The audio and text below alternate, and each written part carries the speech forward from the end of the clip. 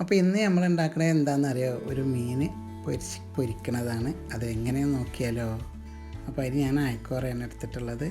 ഒരു പാൻ അടുപ്പത്ത് വെക്കുക, അതിലേക്ക് 2 ടേബിൾ സ്പൂൺ വെളിച്ചെണ്ണ ഒഴിച്ച് കൊടുക്കുക. ചൂടാകുന്നതിന് മുമ്പ് തന്നെ 1 ടേബിൾ സ്പൂൺ കാശ്മീരി മുളക് പൊടിയും 1/2 ടീസ്പൂൺ മഞ്ഞൾപ്പൊടിയും 1 ടീസ്പൂൺ സാദാ മുളക് പൊടിയും ചേർത്ത് ഇതുപോലെ ഒന്ന് ഇളക്കി കൊടുക്കുക.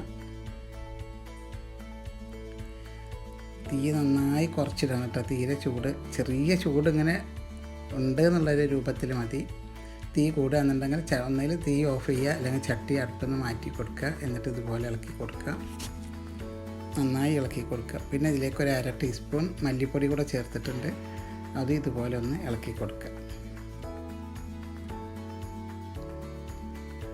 മസാല തീരെ കരിയാതെ നന്നായി ശ്രദ്ധിക്കണം. മസാല കരിഞ്ഞാൽ മീനിൻ്റെ ടേസ്റ്റേ മാറുട്ടോ, അത് നല്ല ശ്രദ്ധിക്കുക. പിന്നെ 1 ടേബിൾ സ്പൂൺ ഇഞ്ചി വെളുത്തുള്ളി പേസ്റ്റാണ്, അതും ഇതിലേക്ക് ഇട്ടിട്ട് ഇളക്കി കൊടുക്കുക. ഇനി നമുക്ക് കറിവേപ്പില ചേർത്ത് കൊടുക്കുക.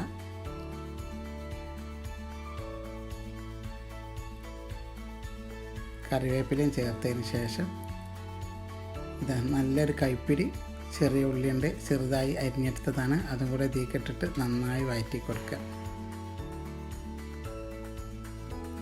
നല്ലൊരു മണമൊക്കെ വരുന്നുണ്ട്. ഇനി ഇതിലേക്ക് ആവശ്യത്തിനുള്ള ഉപ്പ് ചേർത്ത് കൊടുക്കുക.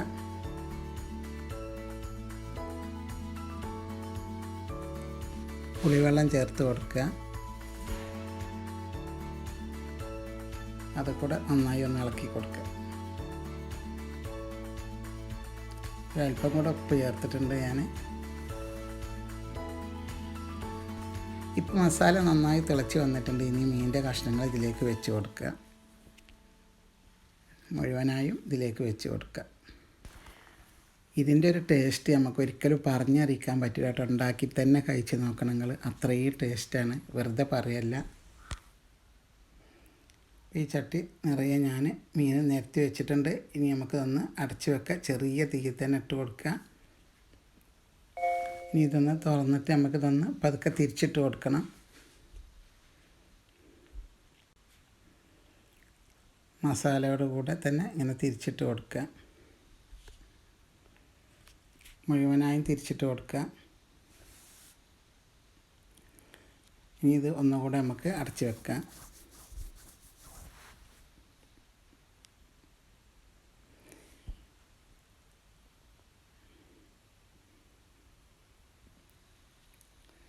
ഒന്ന് ഇളക്കി കൊടുത്തതിന് ശേഷം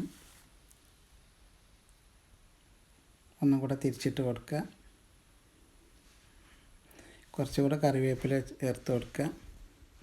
ഒന്നും കൂടെ ഒന്ന് അടച്ച് വെക്കുക. ഇപ്പോൾ അതാ എണ്ണയൊക്കെ തെളിഞ്ഞ് വന്നിട്ടുണ്ട്. വേണമെങ്കിൽ ഒന്നും കൂടെ ഒന്ന് തിരിച്ചിട്ട് കൊടുക്കുക. നല്ല ടേസ്റ്റുള്ളൊരു മീനായിട്ട്, അതിൻ്റെ മസാലയുടെ ടേസ്റ്റ് പറഞ്ഞറിയിക്കാൻ പറ്റില്ല. ഒരിക്കലെങ്കിലും ഒന്ന് ഉണ്ടാക്കി നോക്കിയോ. വീഡിയോയിൽ കാണുമ്പോൾ ഇത്രയും ടേസ്റ്റ് ഉണ്ടെന്ന് ഞാൻ ഒരിക്കലും വിചാരിച്ചിട്ടില്ല.